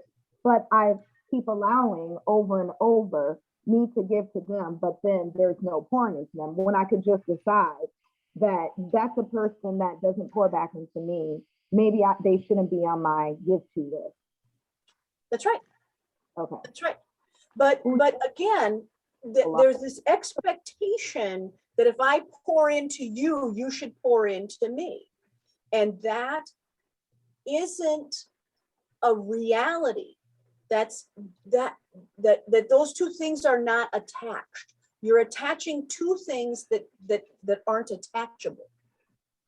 That their independent choices in their life every day should include you. Yeah, and Mickey, if I may, I've recently learned that the job then on my part is to feel free to give and all that kind of stuff, but damn well make sure that you say your expectations. Say, and I expect to thank you, by the way. Is that doable? Sure, but sometimes you're giving because, again, in your mind, you're thinking, oh, this person can eventually do something for me. And that's not a fair expectation. So I'm hearing strings attached, be unconditional. I feel like I don't ask for necessarily something back. It doesn't bother me until what I need is so small. So I guess that's where I'm more figuring out, is like, it doesn't bother me to give. It doesn't bother me to those type of things. What bothers me is when the little thing that I do ask for, like I called my sister for $20 because I forgot my card. Like, hey, can you cash at me $20? And this is a sister that every month she's having a catastrophe that I help her with. And she could not, and I know she had it because she just got a big check, a family trust payout that everybody got. And I'm like, can you send me $20? Can you cash at me? Well, and I hung up the phone, and then it bothered me. It didn't bother me until that happened. So I guess I don't know. I don't necessarily go into it with expectation. I just, when I do need something, there's an expectation then. Like there's reciprocity, that someone is going to reciprocate the generosity, the kindness that you give, and not everybody plays like that, and it sucks. And it's and that's about their end, not about that's not about you, it's about them. But it's hard. And you get the choice at this point to accept that that's where they're at or not. Okay. That's okay. That tells me something. And I would look at it as that learning opportunity to go, you know what? You're never going to respond in the directive that I want. But I need you to. Yes, and I needed you to. So one, letting them know. Just because you make it look easy all the time doesn't mean that it's easy for the other person. You may not be attached to $20 the way they are. Or that they have these other pieces. The other part to that is, again, by being the leader, there's an expectation. There's another slide in here that's going to be very helpful for you. Lisa, You don't have to hang out though with the people that, like I've chosen to be around people that reciprocate and that give the way I want to. Like everybody has that friend, and we've talked probably about a few of them, that like you give and you're the one always calling and always trying to hang out with them, and they never. So then maybe they're not your people. What did you say, Mickey? Like 99%? This is good. For you? Right. Yes, 90% of the people out there are not your people. I have one follow-up thing to say to that for you, Jamie, and just because I also have heard this from you, is that gifts of time, service, and item are your love language. So it may hit you much harder because I asked for you for the thing that I need, but I need it in a bigger way. It means more to me. And so when someone doesn't reciprocate in that way, it hits you double time. And that's the part where you have to really, that's where your work is, to make sure that your pilot light is strong enough to understand that if somebody hits me in that way, I'm going to fall twice as hard. And you said, and that's that values work. You just said, because we make something look easy, and going back to what Lisa said, there's a lot of work growing our business and growing ourselves. And people might think, oh, they are making a lot of money, they can just give this to me because we're making it look easy. They don't realize what we put into what we do. At the beginning of this talk, you said you need to educate people on how much goes into whatever we do, whether it's being a chef or being a graphic designer or selling houses, that there's a lot that we put forward that just looks easy. So it seems invisible. And that sometimes that's just because it's so interesting, right? If I were going to just use Sandy as an example, or I could use nursing as an example with you, Dawn, right? That you have dedicated years and years and years and years and years, right? I mean, 20,000 hours you guys have put in to your service. 20,000 hours. Of course you make it look easy. Of course you make it look easy. Anything looks easy when you got 20,000 hours of investment in. That doesn't mean that you have to discount it. And that's part of, I think, when we see resentment coming in and someone discounts it, they're discounting us. And so Danny, sometimes you're feeling discounted because they're not respecting your stuff, right? So we feel discounted. Okay, Lisa, now I really get to you. Hand raised. Sorry about that. No, I was just listening to everyone, and I think in the terms of the expectation and the giving, and I will definitely put the transparency on me and some things that I've ran into, is about loyalty and trust in the giving, and then expecting that loyalty and trust to be reciprocated back. And then when it's not, like you said, then it equals that resentment. So right. Especially when, and it's hard because, especially with people that we're very close to, especially with family, because not everybody understands the journey of being an entrepreneur or want to put in that love and work for them. And that's fine and that's okay. But I think for me, I had to learn in my giving to whoever it is to understand the loyalty and trust part is on me. I can't hang that on the other person. I cannot expect the other person to understand anything. I had to learn that, even with the whole team of women that I'm leading, even with them, because everybody's individuals, everybody's grown. But I had to learn that, it's just not. So I have to be careful like you said, in terms of giving my gift, whether it's a gift from the heart, whether it's a monetary gift from the pocket, and really be clear, like you said, on what those expectations are to myself first. Bingo. Yes, yes, yes. To myself first. Well said. So I won't have to worry about the resentment later on the other end. Yeah. That's what I take out of it. And what I like about what you said, Lisa, is again, right? We talked about self-esteem, right? That's the esteem for the self. And that's what, again, investing in that self-awareness is, that Donna was talking about, is being self-aware of what that is. And the expectation, I love that you use the language of loyalty and trust, because there are many times that we think we're building this loyalty and trust, and the reality is that you don't control that at all. Either that's within that other person or it's not. Either they're going to feel that way or not. That isn't actually anything that you can continue to build with another person that you have any control over. Absolutely. Absolutely. Well done. Well done.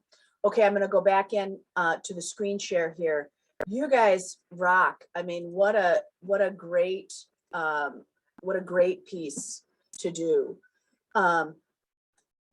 Right? That this is the part we're all clear on, that everyone here has a gigantic heart and they want to give. But again, right, the easiest way to come into this is the statement here. Blessed to be a blessing. I am blessed to be a blessing. If I were going to look for a piece of self-awareness or the thing you write down to remember today, it is that this is a privilege in your life, that you are blessed to be a blessing.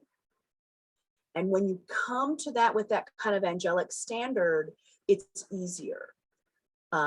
When you look at that, is that we sacrifice is a loss. Investment is a step towards some sort of gain. And when you start to look at the gain that you want for people, it might not be the same as what they're asking for. So when we look at business, we have a lot of things that are private business. So there's a lot of the trust piece as well, right? That we don't often tell others what our resentments are. We don't often tell them the discounting that we're doing, that we try to look bigger than we are. But what also happens is this builds a layer of grief, that by us holding the resentments with ourselves or others, I didn't do it, I should have been better, I should have, all these things. When we keep it private, and then we start to kind of stockpile it. And that's it's just an energetic downer. So it's one of those pieces like trauma that can be released. The expectation, I use this picture specifically because, man, I get tired of it, right? Everyone gets tired of the expectation. And Jamie, and I think I love your wording, where somebody just tells me what they just assume that I'm going to give that, or that I have, therefore there's the expectation. And this is going to come up for you as a high achiever everywhere. This is in every medical community. It is in every layer of leadership. It's all in corporate America. Lisa, you could probably give us 10 stories on this immediately. But if you are a high achiever, sacrifice is expected from you in order to gain favor or in order to gain the objectives that you want. The problem with that model is that it always leads to trauma, ill will, cynicism, right? So that if you're going to go through med school and you're going to go through these other things, it is expected that you go through sacrifice, and it is expected that you go through sacrifice. And that's the part of it But what they don't talk about is that those sacrifices can really be traumatic. So we end up with this different piece of self-esteem where we are trained as high achievers to endure the loss. Suck it up, do it that way. And that problem is when we get further along in your prosperity work, in that inner self-awareness, is that we realize, wow, this is a lot of trauma. This is actually a lot of resentment that I have. And this is where we go back to the right, holding the self in esteem. How can I love, right, the being that I am? What do I need to make sure is fuel here so that my pilot light can be on, right? And I want to really challenge that part, that you are not expected to constantly endure, because it's just not going to match all of the other lessons that you've been doing. It's really hard to keep a prosperous mindset and then have this expectation from the world that you should endure this loss or that you should endure this obligation. It is not true. And that may be a reality, but it might not be the truth. The truth is that you're going to live your life in a way that holds the self, right? Your soul has given you the responsibility of this life, right? So we will hold the self in great care. So when we look at this in business, again, I'm going to kind of bring it back to business. Sometimes this is underselling. This is lowering your price. This is giving something under value in business. So many times we are doing that as sacrifice because we don't know better, or we don't have the self-esteem, or we're just scared, right? That we just don't know how to make it move differently. So when you're looking at your list, it's really looking at what's behind the pricing, what's behind what you're doing.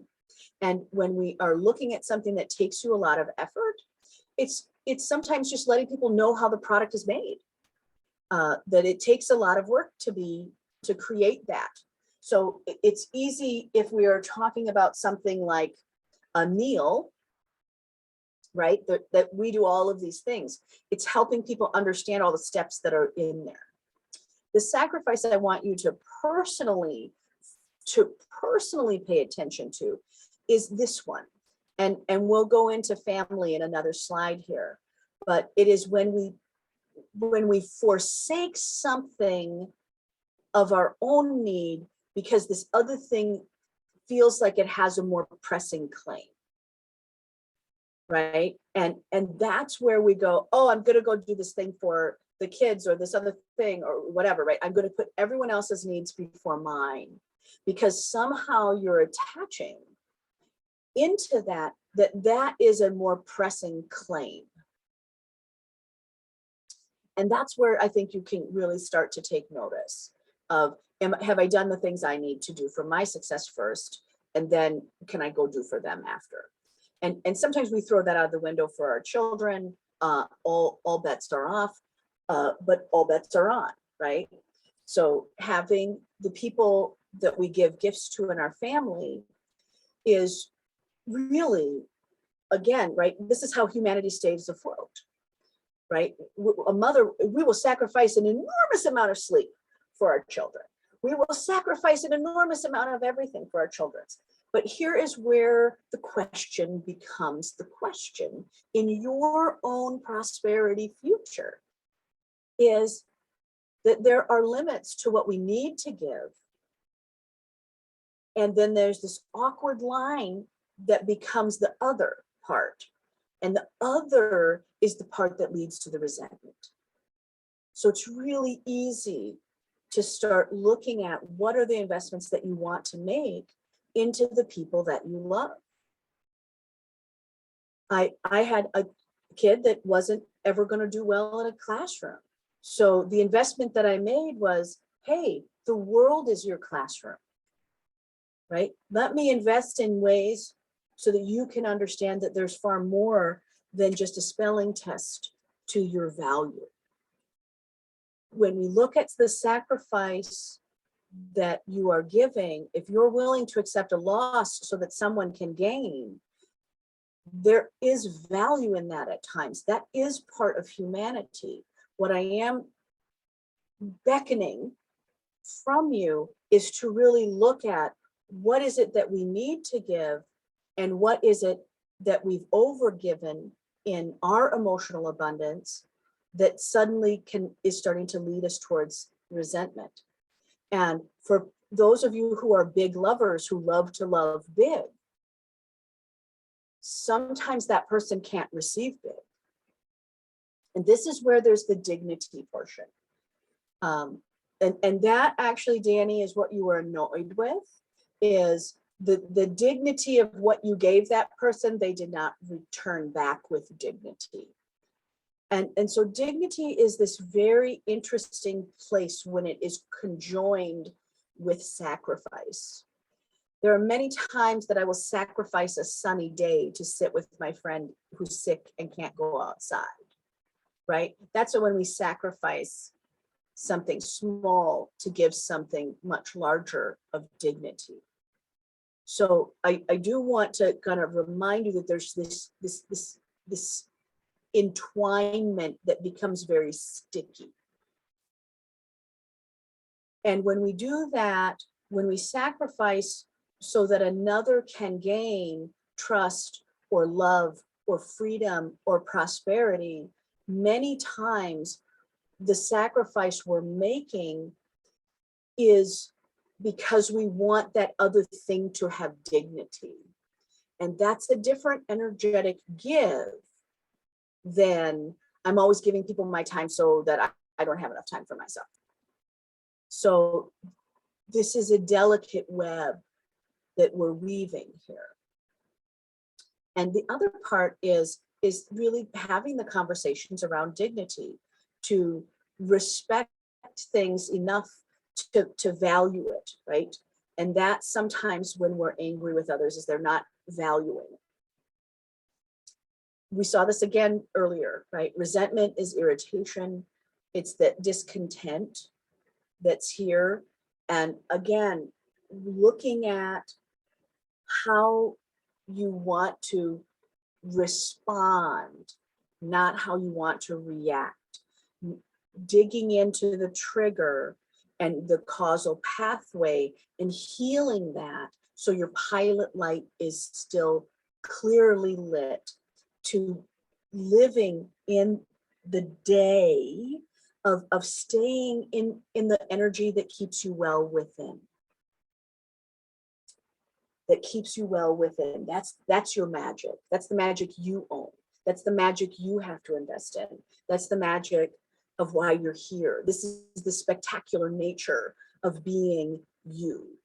It's not just a vision, it's the truth. It's the truth that we have to invest in ourselves, sometimes by pushing the limits of what is expected from others that we don't even care about sometimes.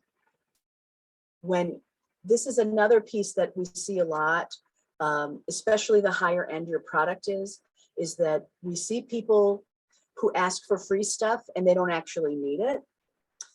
And that they don't know that that's disrespectful to the nature of gifting. So they don't actually understand what is the energetic nature of investment. They only understand the energetic nature of, I want you to sacrifice for me because I don't like to pay the real price. That is a form of lack and disrespect. And so we have to talk about that. If I want to give you a throw in, sure. But to ask for something and you don't actually need it is an affront. And people don't realize that they're doing it. The easiest way for you as we kind of move out of this conversation, and I'm going to pull us back together in just 2 more slides here. The piece about resentment is, you know what it's not, right? You know what it's not. We all know when we're giggling and when it's just sweet and lovely and thoughtful. We know, right? We know it's the Christmas present of your heart, right? We know what resentment doesn't feel like. We know when we are loved by people who have grown before us, we know what that is, right? It's not these other things. So when you are in those places where you're being invested in, you know, let's celebrate that, right? You are the most important asset that you have. And your most important asset that you have is time. And you never want to invest time in a way that leads to your own extinction.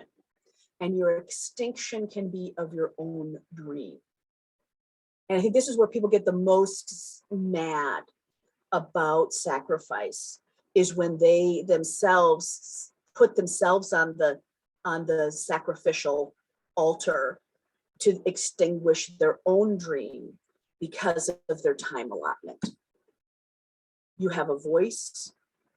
You want to make it. You want to understand what that voice is, right? What is the voice? What is it that you want your others to receive? This is a picture of Fatoon, who's also in this group. And that was one of the largest pieces for her, was what is the voice you want people to hear? What is it? What is the investment that you want? And what does that mean to your pocketbook? If you want the world to be better in this way, are you actually putting money into it? It's not a sacrifice if it's an investment. It's not an investment. So the other question that you have for yourself is, what are you planting? And what are you planting, and is that valuable? Out of all my mentees, I literally write down, what am I hoping? What is the investment that I want for them? Many of you have relationships that are investments that you're building that loyalty and trust with. But again, are they eligible? Are they eligible to invest at the same rate that you are? And for those of you who have been working at this for a long time, you may notice that you might need some new business friends. You might need 5 new business friends for 2022, right? That co-creation is the name of the game. That's what this is. And this is what you're here to do, is to co-create, right? That you want to work with people. Another tip that I have before we go back to the final goodbyes is I would open and extend the timelines on the gifts that you want to give to the world, on the investments. Give yourself a 3, 5, and a 10-year timeline and plot line that out. Because for those of you who are there to give big things, maybe scholarship funds or whatever that is, you need a little time to do that. So that's just my personal advice. And again, is to recognize when you are feeling that resentment, because recognizing resentment is awesome. It's a little bit like an invitation to go, man, I need my people to find me. Right? That this isn't working. This isn't working. I'm irritated. Is it them? Is it me? Is it them? Is it me? Is it them? Is it me? It doesn't matter what that answer is. They're both eligible to be healed. Right? And sometimes healing that relationship is letting it go. Is letting it go. I'm going to stop share here. Lots of stuff. Was this helpful? Yeah. This was awesome.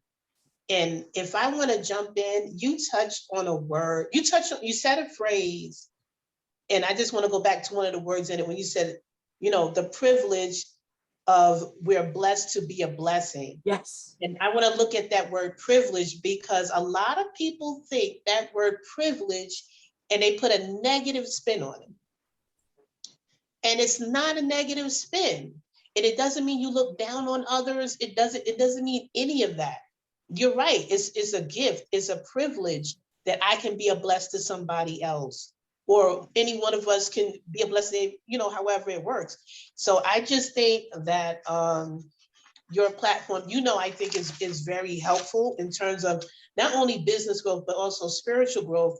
And for us to start looking at some things within ourselves so we can grow and also grow as better business people in the world. So I just want to thank you for that. I will take that, love.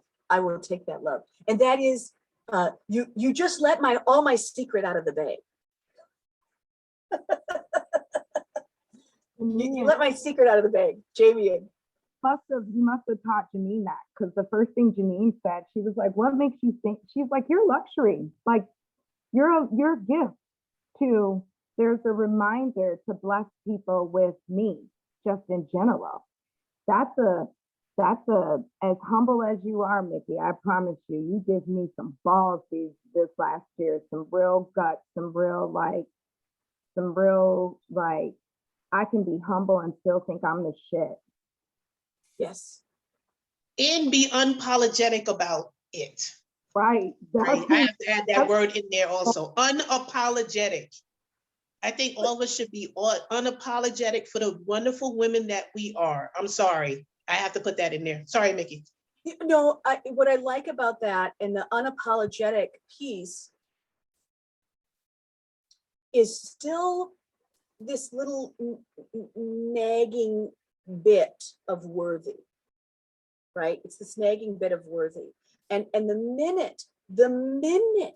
second, the millisecond, the moment, the opening will happen is you never have to be unapologetic when you are looking at the grace of your existence. The fact that you exist is worthy. It is worthy. And that you already have a privilege. You have a privilege that you are over. All of these things have happened to you. You're amazing. There's not, you guys have talked to each other outside of class. Okay, no one in here sucks. No one. Have you ever met someone in class that you're like, what a bum? No.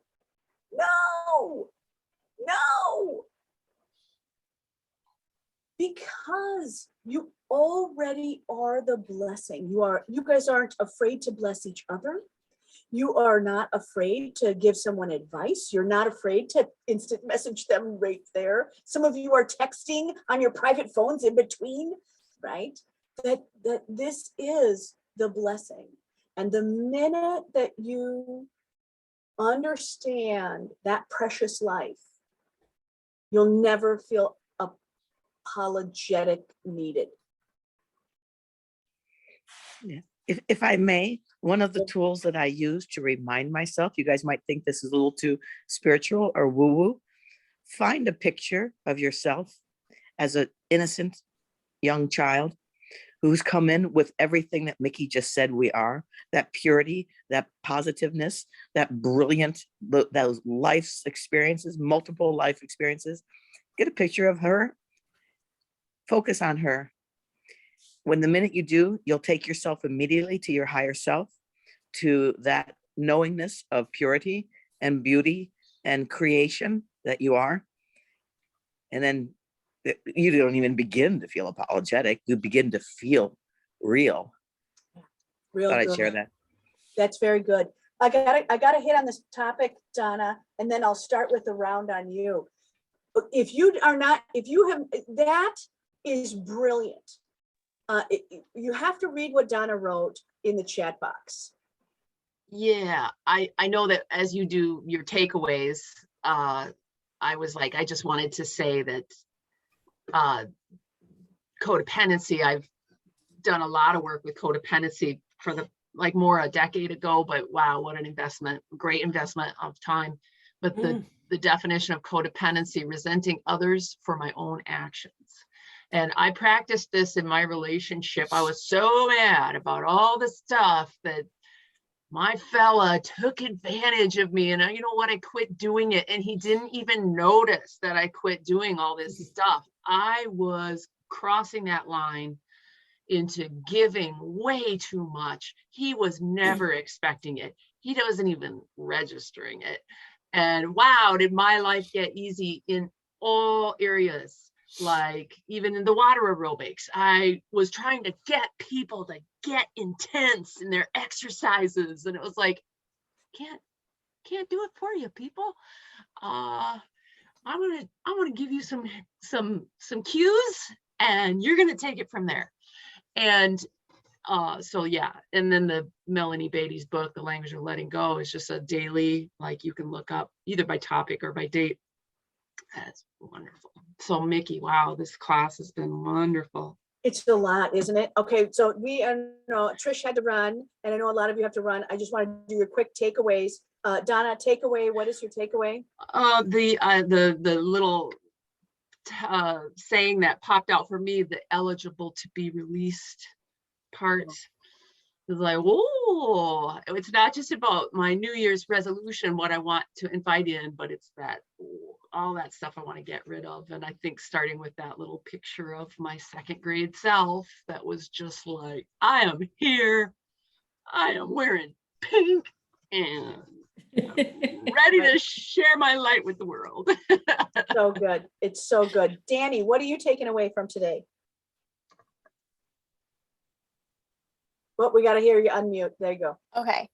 The biggest one I think I'm taking away is the working on that. How is emotional wealth worth more to things than my like currency wealth is, and just like remembering that. And then today did bring up a quote that I'd heard from actually my favorite murder, my favorite podcast. One of the hosts, therapist said it to her. She said, "You have always been brave. You've just been too scared for a while to see it." Great. And I was like, oh, actually. Very good. You should type that in the side so they can hear it again. Dawn, what are you taking away? You had asked a question, you didn't touch on it for long, but the question stuck. Am I reliving a lie that someone assigned to me? Mm-hmm. It hit a couple of them maybe. So yeah, good thing to look at. We do look at that. Kathy, what are you taking away? Oh, she's writing it down. Okay, I'm gonna go to Sandy then. Sandy, what are you taking away? Well, there was a couple of things that I circled. I mean, it was a big class with a lot of important points, but one of the things I wrote down, you are a creature that gives comfort. Your role as a leader is larger than comfort. It is direction and clarity. And so that's a great general statement. And I think I do that with my clients, but there's a person specifically that I don't do that well enough with, and that's my marketing assistant. Yeah. I don't give her enough direction and clarity. And I have no excuse. And I know that would help her do her job better, make her feel better about everything. I mean, she does a great job, but I'm lacking in that. So I'm going to step up. And then the other thing about you make it look easy. You know, we do all make our jobs look easy. And, I think that we attract the kind of clients that we want. So over the years, most of my clients, like we get each other and they really appreciate me and they're always thanking me. And so, I've kind of achieved it.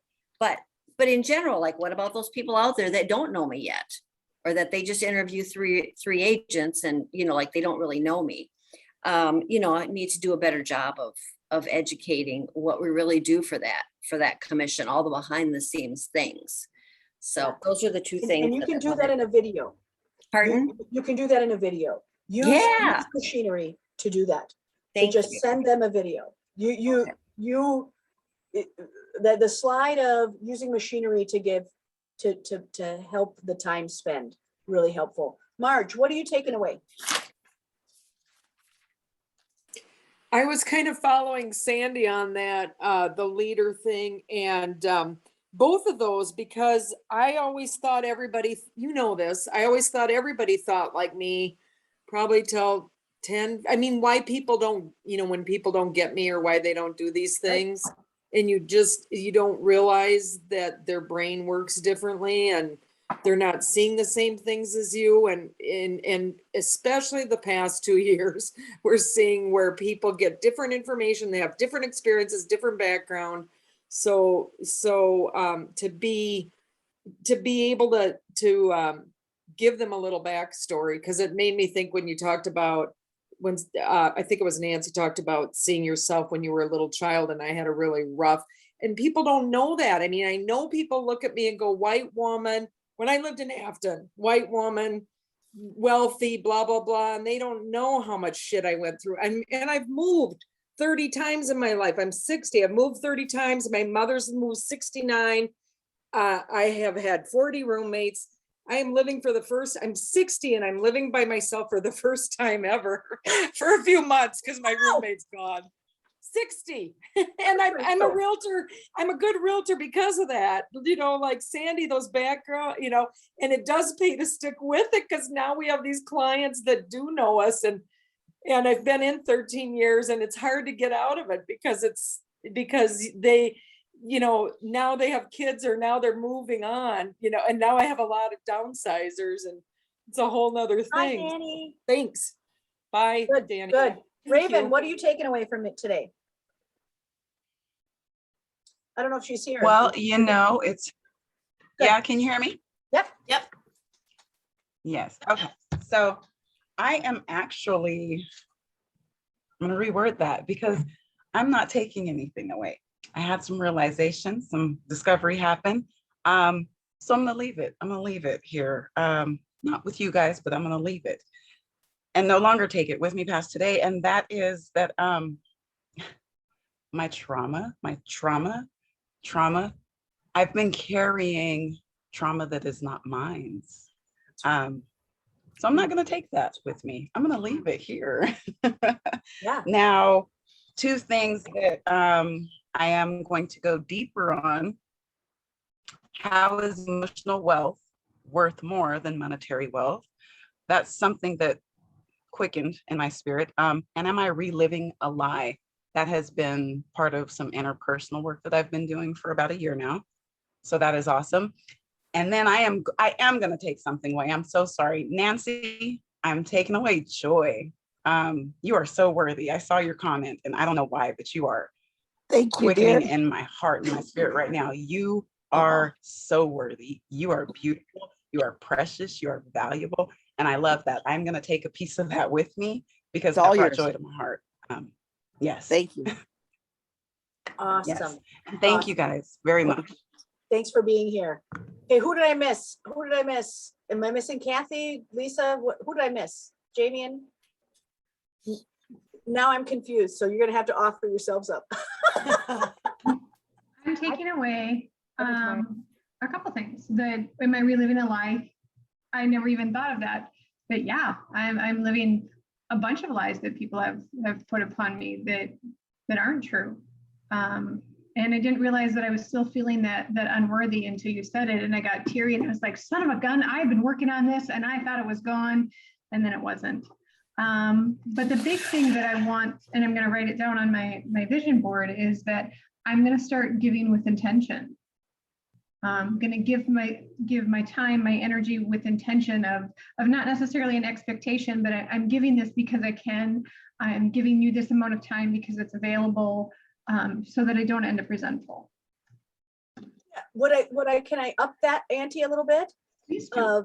You really, in those investments, for those of you if you have ever done the pink bubble technique, right? Where you make a bubble here and then you fill it with everything you want as that one piece that's the truest item, right? So when you are looking at that intention, sometimes it is the investment that I'm going to make in you is that you can feel the light of your own soul, right? I mean, something it's that simple. sometimes it's that I want to invest in you so that you can feel strength when I'm not there. Or, that think about those investments. A lot of you are making emotional investments into people, but there's more language there. Not just because I have it to give. It is because I give to you because this is the greatest intention I want for your life. And you love people in a big way. So I think that'll be a really fun activity for you. Okay, who did I forget on the roundabouts of what you're taking away? Okay, Janet. Me or Jamie? Jamie. Doesn't I matter. can take away. I feel like Okay. I said my takeaway for the most part is that I get more and more ballsier and gutsier to already what's in my head. Like there's a confirmation that happens that I take away every time that I'm here. I'm pretty a doer, so right now, what Nikki says to do, I do it. That's not How's really that working? How's that working, Jamie? working really well. Like, I have an autistic, you know what? I understand it because Nikki is intentional about everything that she does. I asked her a question and I'm not going to share the question, but I asked her a question of her why with me and those who look like me. And her answer was aligned in what I, in my own prayers and stuff, have to say if we want to talk about spiritual, or me and God have conversations about what I need to come in my thing. So right now, what she says I do. So like what I take away is I get more ballsier about things. Like I never really had too much self-esteem problems or any of that type of stuff. I grew up in a family that shared love and gave love, even if sometimes it was a little bit dysfunctional. And so, yeah, I take away just more balls and more guts to be who I'm put on this earth to be. I get more and more clear about it. Yeah, I like that. Janet. Okay.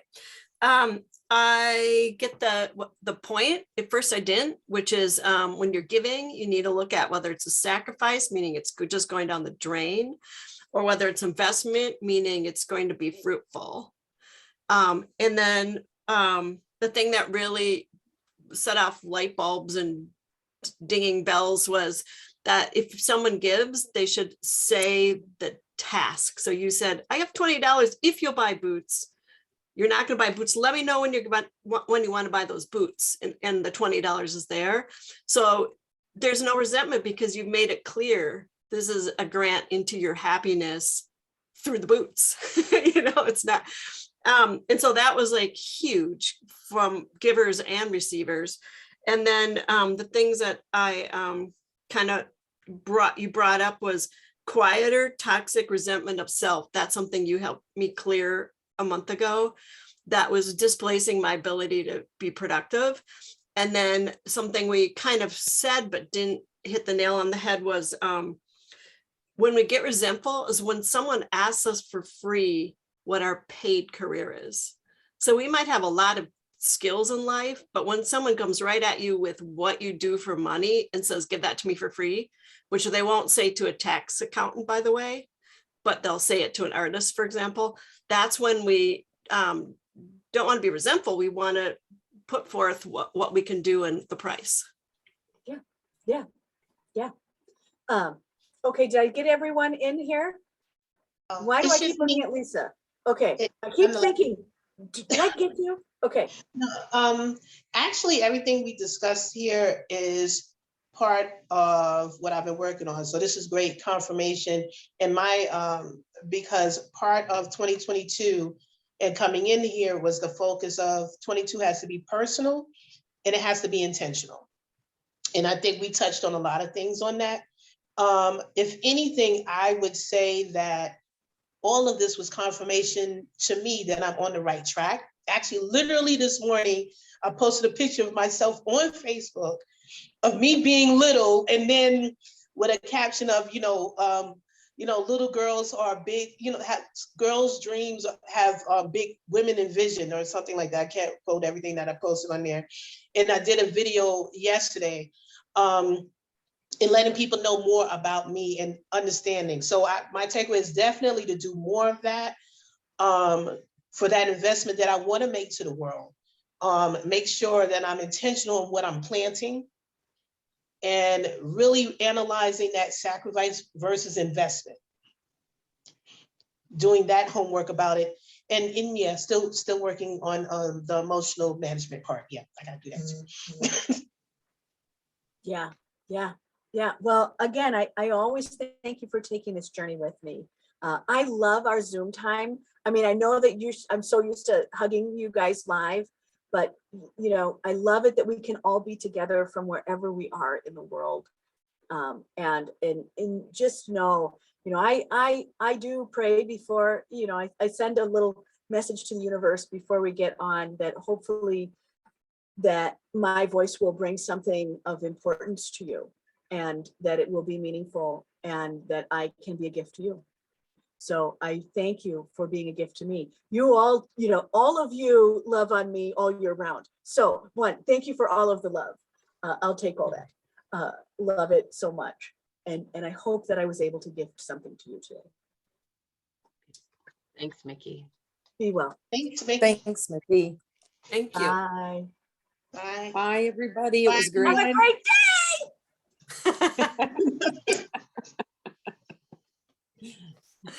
day.